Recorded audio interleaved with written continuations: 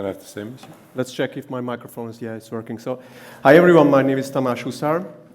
I'm from MasterCard, and I'm in charge of different products in the network space, and really delighted to be here with you. I feel so much energy already from all these conversations that we had out there.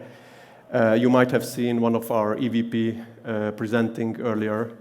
Chris Reed was talking about identity solutions, why that is important, authentication is important. I'm going to discuss a little bit different angle here to build on what Gabriel already mentioned around complexity of approval rates. And I'm going to focus more on the value-added services on the authorization space. So I've been with MasterCard for 10 years. I'm trying to make sure that we have the best solutions for our merchant partners out there to make sure that optimization rates, approval rates are being optimized.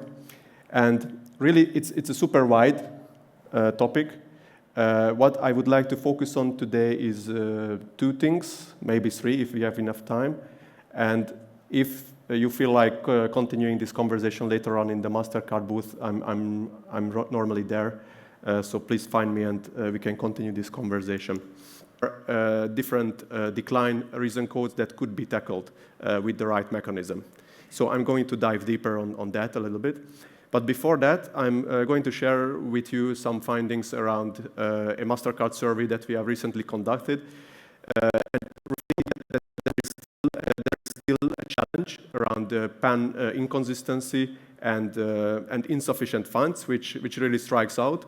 And we see that this is what's bothering you as a merchant the most. So I want to discuss these two angles first. Just for your information, we are having different strategies also around merchant advice codes to enrich the list of advice codes that could be tackled, and you can make sure that there are no excessive retries and then declines from the issuer, but there is a smooth way of managing those.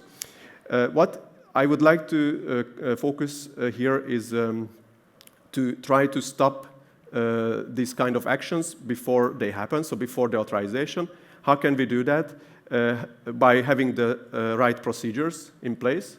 So if you do have the right tools that are developed by our team, and we are constantly evolving them, then you are better off not having a declined transaction in these instances. So of course, as a vision, you as a merchant, you have less declined transactions. The issuers are getting less upset by having excessive retries. So cardholders obviously happy that their transactions go through. I don't think I need to explain that.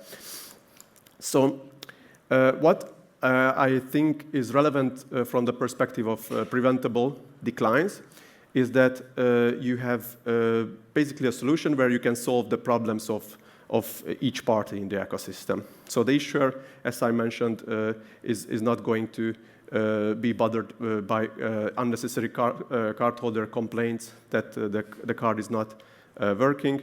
And you as acquirer or merchant, you will have a smooth cycle with your cardholders as well. The solution here, which you might already be familiar with, is the credential on file recurring payment addressable declines solution. So we call it the automatic account billing update, ABU solution, which has been out for a while. So I see that from the conversations today, I see that quite some of you already use it pretty well. What I see also is that there is still a lot of confusion, and in some instances the product has been already implemented and you are using it, but not always in the best way possible. So my message here today for you is that if you want to have a one-to-one conversation on how this could be managed even better, I'm there available to discuss that. So what basically we can do with the automatic billing update solution, is that your issuer is always updating the card credentials. If there is a card lost or stolen or there was a fraud, card was blocked. So The assumption is that the issuer is updating this ABU database, so you do always have a robust database with the old card credentials and the new card credentials. So there is a continuity that we provide through this system. And you can make sure that going from the left-hand side to the right-hand side, this ABU database is then passing on the information to the acquirer, and then you as a merchant, you can consume the most up-to-date information. So if you are saving your card credentials as a cardholder on your Uber account, and you have your card lost or stolen, and you are not the good cardholder who is updating their card credentials on the Uber app immediately, then you can benefit from this database because we are making sure that there is this continuity. Even you as a cardholder, you were not updating the credentials. So that's something you might already know. What is quite important here in this space is that also I find that sometimes it's not clear what the distinction between tokenization, M4M, MDES for merchants, and this ABU system is. What you need to take away in this topic, in this domain, I think, is that they go hand in hand. So I would really not advise to use one or the other because this ABU system works behind MDES, behind tokenization. So yes, if you tokenize, network tokenization is being powered by this database. So it is highly dependent on the issuer activity, of course.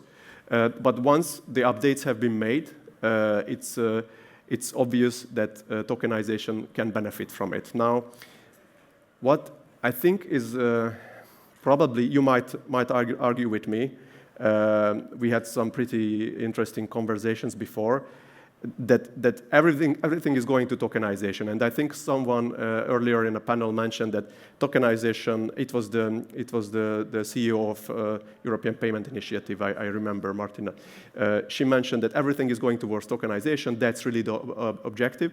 And I do agree with that, but let's not forget that there are certain cases where cards cannot be tokenized. So there will be FPANs still out there that will not be tokenized. For example, issuers don't want to allow tokenization for those. So there is still a need to go for the ABU and the tokenization process. Another thing I wanted to mention, which is very recent, actually 11 days old only. As of the 1st of March, we have announced a few updates for clarification purposes.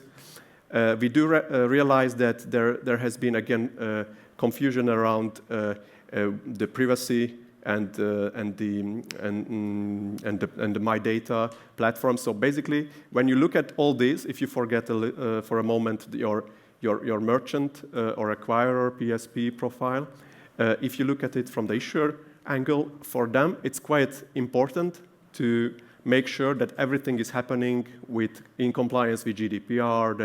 There are privacy considerations as well. So when do you allow your card credentials to be passed through this ABU or tokenization platforms, and make sure the connection is being made? So there might be a cardholder who would not want to participate in that, so we need to manage this very thoroughly, and it's actually the issuer that is managing that. So this is for your information, a couple of things that we have announced and are now already live since the 1st of March. We clarified the privacy notice and the privacy terms, and also there is an option for the cardholder to make this choice themselves. They can go and say if they are in agreement or not with these principles, and that's the My Data platform that I'm showing as number 3. So there have been a lot happening in this domain, which is important from your perspective to make sure that we have the full coverage from the database upload perspective. And just a couple of metrics here. Of course, you know this probably much better than me. Cardon file is relevant if there is a merchant that has a cardholder with a Cardon file. relationships. The more relationships a cardholder has, the better the spend rates are. Actually, there is 1.7 times more likelihood of being active if you are a cardholder, if you have more than 4 Cardon file relationships. And on the other side, you spend up to 10 times more if you have at least 4 Cardon file relationships. So that's just another proof, which is based on very recent data we just conducted. So I wanted to share with you, which we already know that Cardon file is actually and remains to be relevant. Another FYI, if you are a merchant that is interested to go a little bit deeper, I heard a lot of questions before.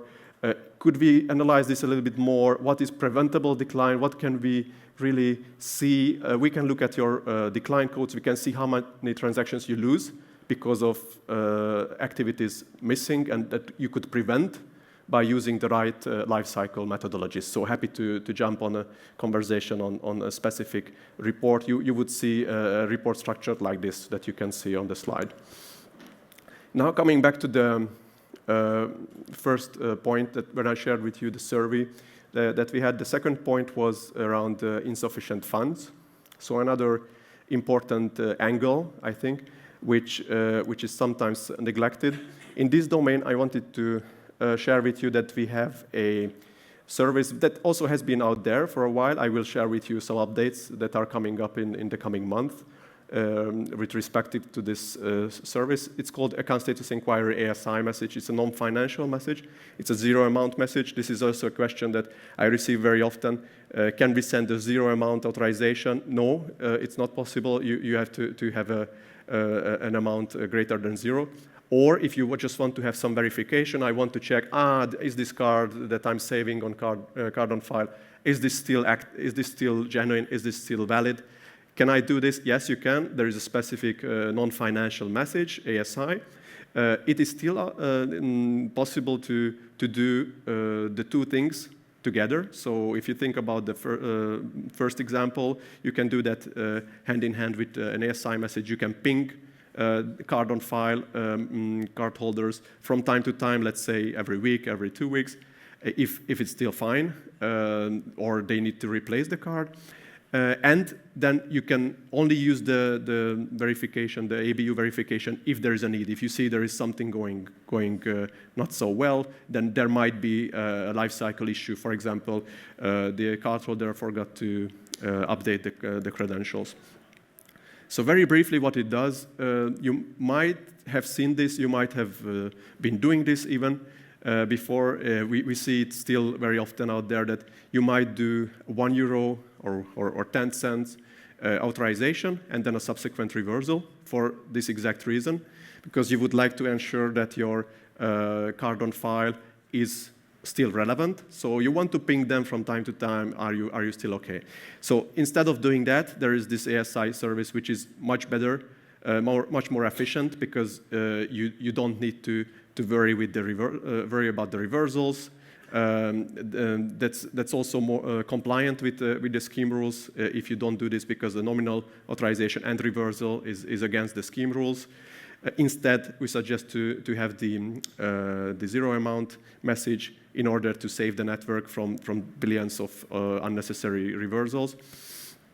And also, not to forget, it's a cost saving on the customer support, because you do see customer support queries increasing when you have a €1 authorization and reversals. Cardholders sometimes getting confused. Why am I being charged? They don't realize there was a reversal already by the time they check it, so blah, blah, blah. So the thing is, it's really important to use the right method. And again, you can use them hand in hand.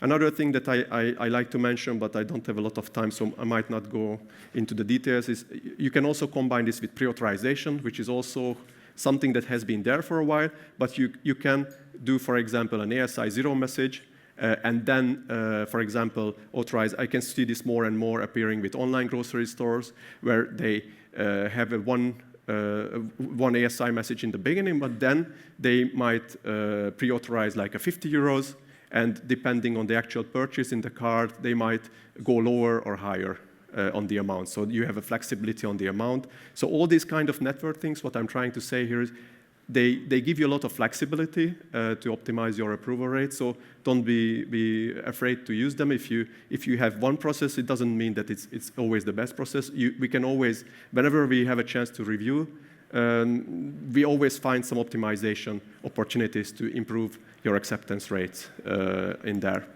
So just to conclude, a couple of use cases where I mentioned already a few where these solutions do make sense. For example, the taxi example I already mentioned, gym subscription, again, software providers. We are going to have Prezi with us in a minute. Andre is going to tell us about his experience, I'm sure. A lot of things that please open up your mind and think about new opportunities where you can use these solutions, because you are able to improve your acceptance rates, approval rates. I'm pretty sure about that. So that's it for me. I think we covered everything. We are going to have a chance to discuss a bit more in detail. And again, please find me. I usually hang around at the MasterCard booth, happy to have a conversation. And please grab me for a coffee. And let's talk about this. I would really like to get engaged.